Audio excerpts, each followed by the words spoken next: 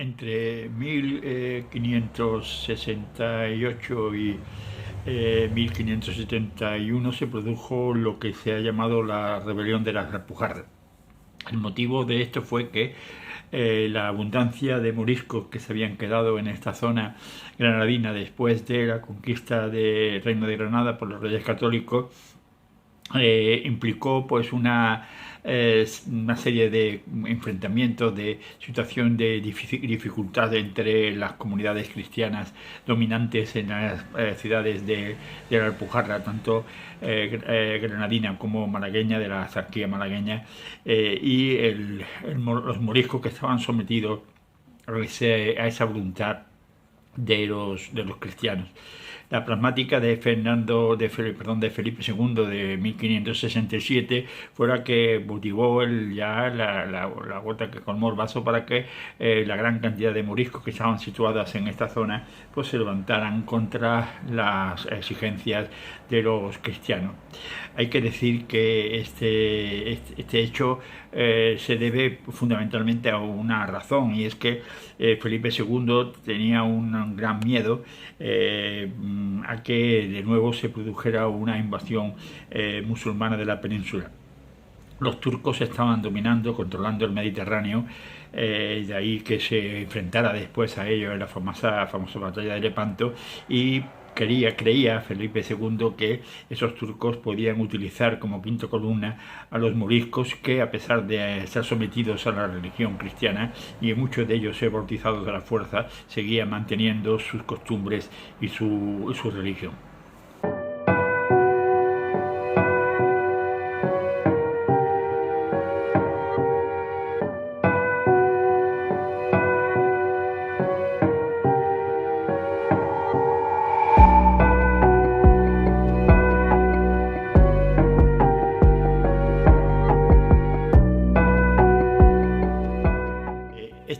Este hecho histórico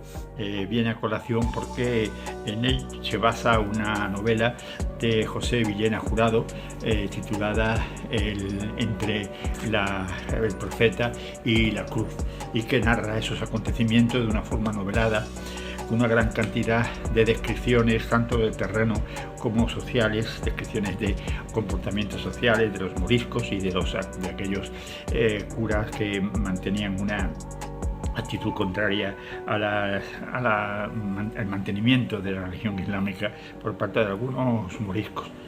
Se centra esta novela no en la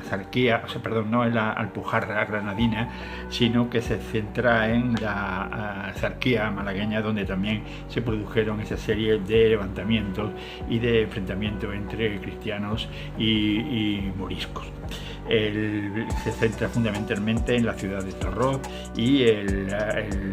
personaje principal, el que nos narra todo el proceso de histórico, pues es el llamado el mulero, que era convertido con un nombre cristiano que le habían impuesto por parte de la iglesia, y que era el nombre de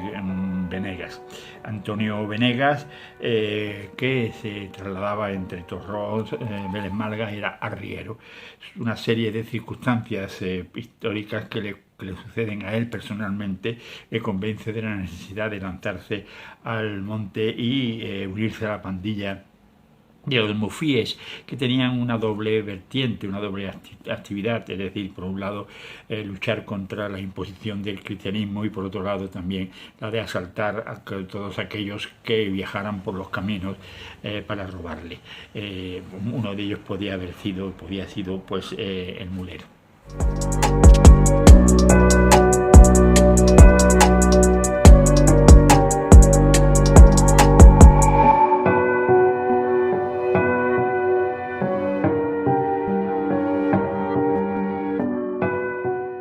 La novela, repito, que es espléndidamente detallada,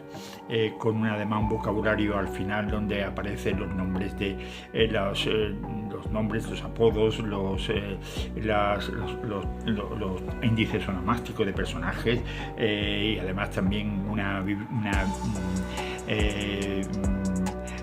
un vocabulario sobre los términos que se usan en la novela y que pertenecen a la forma de hablar de estas tierras. Te digo que está muy bien relacionado, muy bien descrito, exhaustivamente escrito, descrito, podríamos decir mejor. Y quizás, podemos dividir en dos partes, quizás yo lo dividiría en tres, ¿no? La primera parte sería aquella en la que, bueno, pues el mulero, junto con su hijo Gabriel, y bueno, pues se dedican a hacer su labor, a vivir en familia, a intentar escapar de las garras del párroco de Torroz, y segunda parte es cuando ya se pasan se pasa, sobre todo el padre, después también lo hará su hijo Gabriel, se pasa a la zona, a la parte de los mufíes, es decir, a los revueltos, y cómo luchan, sobre todo en el primer ataque que se produce contra una venta y que hace destapar toda la represión posteriormente por parte del corregidor de Vélez Málaga. La tercera parte, después de la derrota de los moriscos en la zona de Vélez Málaga, no sin antes producirse una auténtica masacre por ambas partes. Murieron muchos sacerdotes, quizás más en la zona de Vélez, perdón, de la Alpujarra granadina, mucho más que en la zona de la Zarquía, pero y eso además asustó mucho más a Felipe II, el poder, la fuerza que se vio que tenían estos grupos de rebeldes. La segunda parte, hemos dicho, es lanzarse a esa campaña, a esa lucha por la defensa de sus culturas y la derrota consiguiente. Y la tercera parte es la vida de estos personajes. No voy a describir cuál es el final, pero sí la tercera parte es la vida de estos personajes que son una vez, sobre todo el padre y el hijo, que una vez que son cogidos